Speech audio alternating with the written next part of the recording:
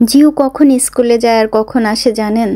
ওই যে সকালবেলা 8টা 3 কি 4 মিনিটে ঘর থেকে বের হয়ে যায় আর আসে কোনো দিন 3:30টার সময়, আবার কোনো দিন দেখা যায় যে 4:40-এ চলে আসে।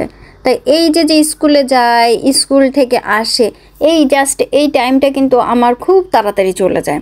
আমার মনে হয় কি মাঝে মধ্যে অনেক কিছু রান্না করবো এই টাইমের ভিতরে, কিন্তু হয় না। ও যখনই স্কুলে চলে যায় আমারও কিন্তু খুব ঘুম আসে। আমি একটা ঘুম দিয়ে উঠলেই দেখি কি 2:30 বেজে গেছে। তারপরে দেখি ছেলেটা চলে আসছে স্কুল থেকে, আমার আর রান্না হয় না। আবার আমাকে রান্না করতে যাইতে হয় শেষ পর্যন্ত সেই সন্ধ্যার সময়ে। আর এই মুরগির মাংস রান্না হলেই আমাদের ঘরের মানে হচ্ছে পান্তা ভাত। পান্তা ভাত হবেই হবে শুধুমাত্র এই মুরগির মাংস দিয়ে। মুরগির মাংস ঝাল ঝাল করে ভুনা করেছিলাম, তার সাথে দিয়েছিলাম আলু আর লেবু পান্তা। আমাদের ঘরের পান্তা ভাত মানেই হচ্ছে লেবু পান্তা ভাত। পচার হচ্ছে লেবু পান্তা ভাত না হলে কিন্তু হবেই না।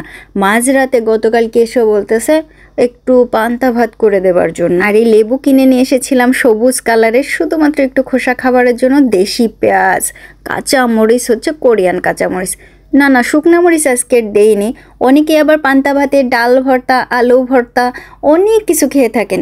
আমাদের পান্তা ভাত মানেই হচ্ছে মুরগির মাংস আর মাংসের মধ্যে আলু থাকবে, তাই দিয়েই হবে আমাদের পান্তা ভাত। সেই স্বাদ।